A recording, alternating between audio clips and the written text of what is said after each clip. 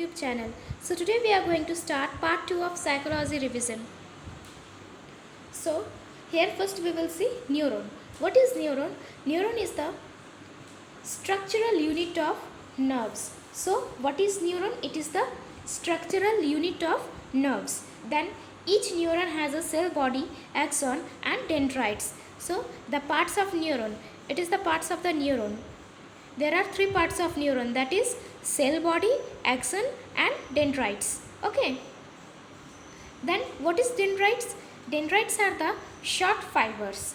Okay, dendrites are the short fibers and dendrites are like the station that pick up impulses. Means dendrites are the place where the information are receiving up. Okay, you can say that information in a neuron is received by a dendrite. तो neuron में जो information जो आता है तो वो कौन receive करता है? न्यूरॉन का कौन सा पार्ट इंफॉर्मेशन रिसीव करता है? Dendrite. Okay student, it is the important point and question may come. So please note it down that information in a neuron is received by a dendrite. So question may come, which part of the neuron receive information? Then it is the dendrite. Dendrite receive the information. Okay. Then next comes to cerebellum. So what is cerebellum? The cerebellum is also known as the little brain. Other name of cerebellum is little brain. Lies beneath the back part of the cerebrum. And cerebellum, where it is located? It is located beneath the, means below the cerebrum, back part of the cerebrum. Okay. Then cerebellum weighs about 1/10 of the entire brain. तो entire brain से 1/10 wait जो है वो cerebellum का होता है. Okay, I repeat, brain का पूरा एंटायर ब्रेन का 1/10 वेट जो है वो सेरिबेलम का होता है. Okay, then cerebellum is concern with the coordination of the muscular movement and maintains the body equilibrium. तो सेरिबेलम किस चीज़ में ज़्यादा हेल्पफुल रहता है? वो उसका फंक्शन क्या है? Coordination of the muscular movements. हम लोग का जो मस्कुलर मूवमेंट्स जो होता है, हम लोग का जो मस्कुलर मूवमेंट्स हो रहा है वो किसके वजह से हो रहा है? सेरिबेलम की वजह से.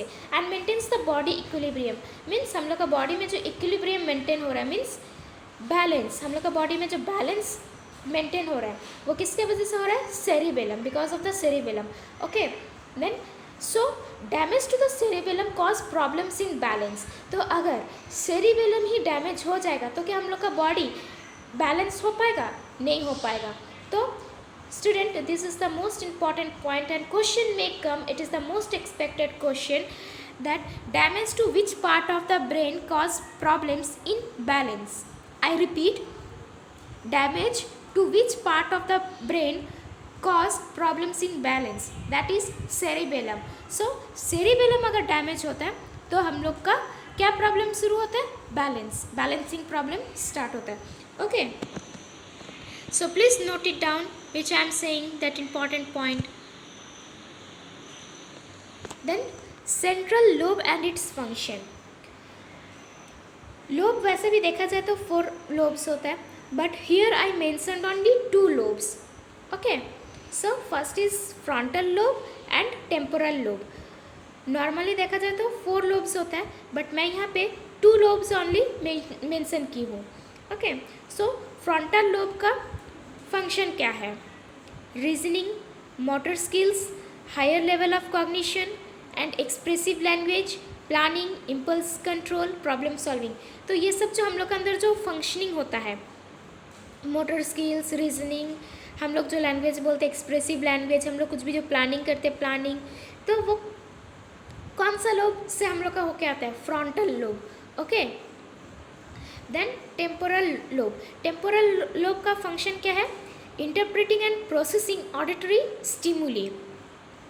तो टेम्पोरल लोब का फंक्शन क्या है? प्रोसेसिंग ऑडिटरी स्टिमुली, मीन्स हम लोग जो सुनते हैं. रिसेप्टिव स्पीच, हम लोग जो स्पीच देते हैं. Memory, emotion and learning. So this all are the functioning of which lobe? Temporal lobe. Okay, short question may come, that interpreting and which of the following lobe functions in interpreting and processing auditory stimuli, तो temporal lobe होगा। अगर question ऐसा भी आ सकता है कि कौन सा लोब स्पीच फंक्शनिंग करता है, वो भी टेम्पोरल लोब। क्वेश्चन में कौन सा लोब जो है वो मेमोरी फंक्शनिंग करता है, वो भी टेम्पोरल लोब। या फ्रंटल लोब से भी क्वेश्चन आ सकता है कि ऐसा कौन सा लोब है, which of the following lobes is responsible for expressive language, तो answer will be frontal lobe. Okay, तो ये 2 लोब्स को अच्छे से पढ़ लेना, ये 2 लोब्स के अंदर से क्वेश्चन आएगा। Okay, then next comes spiral cord. तो स्पाइरल कॉर्ड क्या है? What is spiral cord? It is the continuation of the medulla oblongata and runs through the canal of the vertebral column और the backbone. तो spinal cord क्या है? Spinal cord जो है it is the continuation of the medulla oblongata. Medulla oblongata जो है वहाँ से पूरा कंटिन्यू होकर जो पास हुआ है through the canal of the vertebral column, vertebral column का कैनल से जो पास हुआ है मेडुला ऑब्लोंगाटा के बाद से, ये मेडुला ऑब्लोंगाटा से कंटिन्यूटेड है। ओके, मेडुला ऑब्लोंगाटा से जो एक्सटेंशन है और जो वर्टिब्रल कॉलम के कैनल से जो पास हुआ है वो है स्पाइनल कॉर्ड।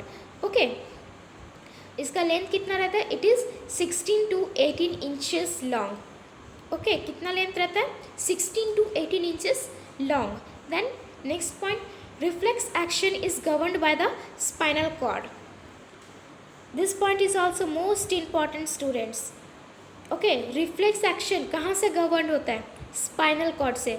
हम लोग को जो बॉडी के अंदर जो रिफ्लेक्स एक्शन होता है वो कहाँ से आता है? स्पाइनल कॉर्ड से। ओके, क्वेश्चन में come, it is also the important point, please note it down that reflex action is governed by the spinal cord. Okay, then sensory disorder and effects. कुछ सेंसरी डिसऑर्डर्स देख लेते हैं और उसका effect भी देख लेंगे। टैक्चुअल डिसऑर्डर्स, टैक्चुअल डिसऑर्डर्स किसको कहते हैं? Loss of sensations of pressure, warmth, cold, tickle, vibration and pen.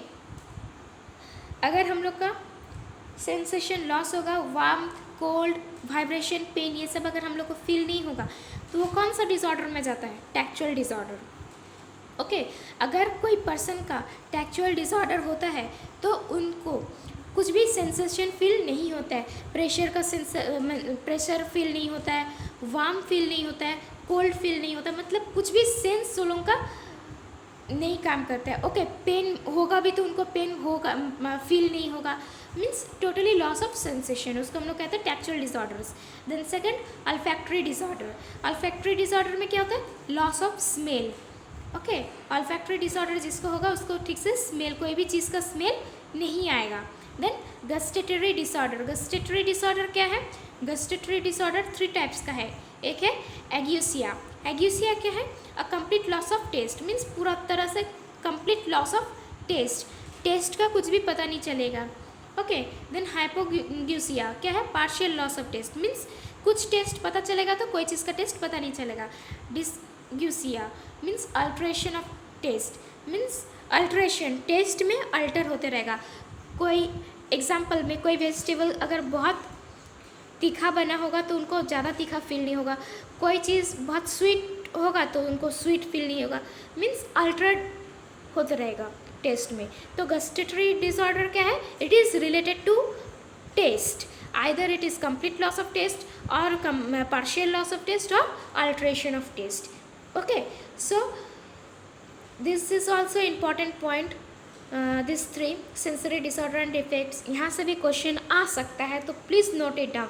टैक्चुअल disorder क्या है? Loss of sensation of pressure, pressure feel नहीं होगा, वार्म फील नहीं होगा, कोल्ड फील नहीं होगा, टिकल, वाइब्रेशन एंड पेन, ये सब फील नहीं होगा टैक्चुअल डिसऑर्डर में। ओके, ऑल्फैक्टरी डिसऑर्डर में क्या है? लॉस ऑफ स्मेल, स्मेल का कुछ भी सेंस नहीं रहेगा। गस्टेटरी डिसऑर्डर क्या है? It is related to taste. Okay, question ऐसा आ सकता है कि गस्टेटरी डिसऑर्डर किससे रिलेटेड रहता है? टेस्ट से या स्मेल से या सेंस से?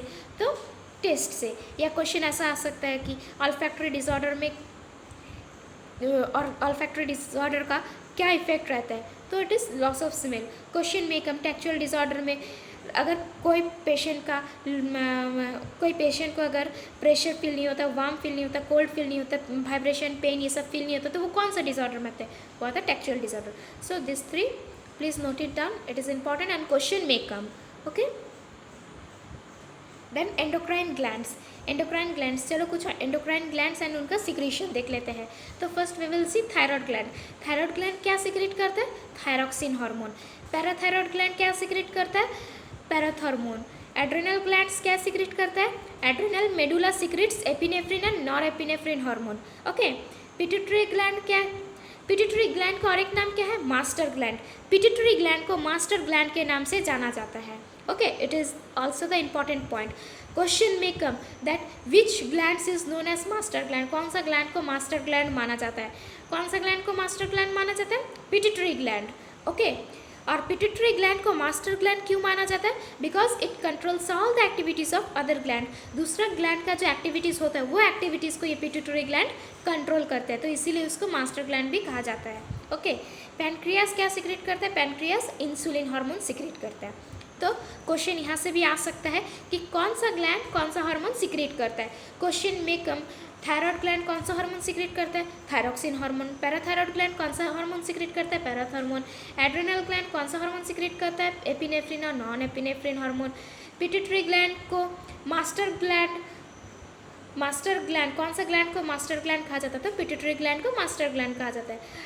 पैनक्रियास कौन सा हार्मोन सिक्रेट करता है? Insulin hormone. या क्वेश्चन ऐसे भी आ सकता है कि इंसुलिन हार्मोन कौन सा ग्लैंड सिक्रेट करता है? तो आंसर क्या होगा? पैनक्रियास. या क्वेश्चन ऐसा भी आ सकता है दैट एपिनेफ्रिन और नॉरएपिनेफ्रिन हार्मोन कौन सा ग्लैंड सिक्रेट करता है? तो क्या होगा? Adrenal gland.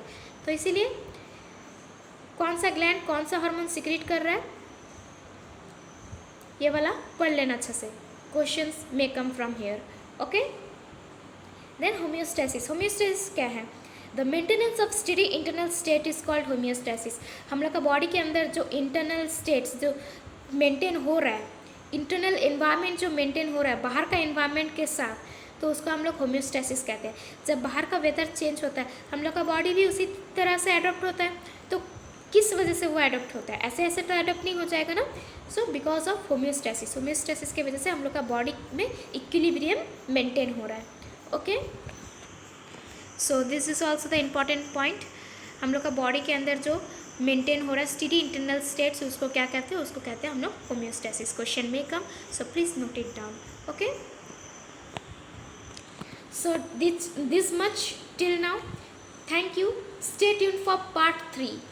Till then please like and subscribe my channel. अगर आप न्यू आए हो मेरे चैनल में तो प्लीज़ एक हम्बल रिक्वेस्ट है, प्लीज़ मेरे चैनल को सब्सक्राइब कर दो. Okay, and if you have any doubts students, then please leave a doubt in my comment section. I will clear your doubt. Okay, thank you.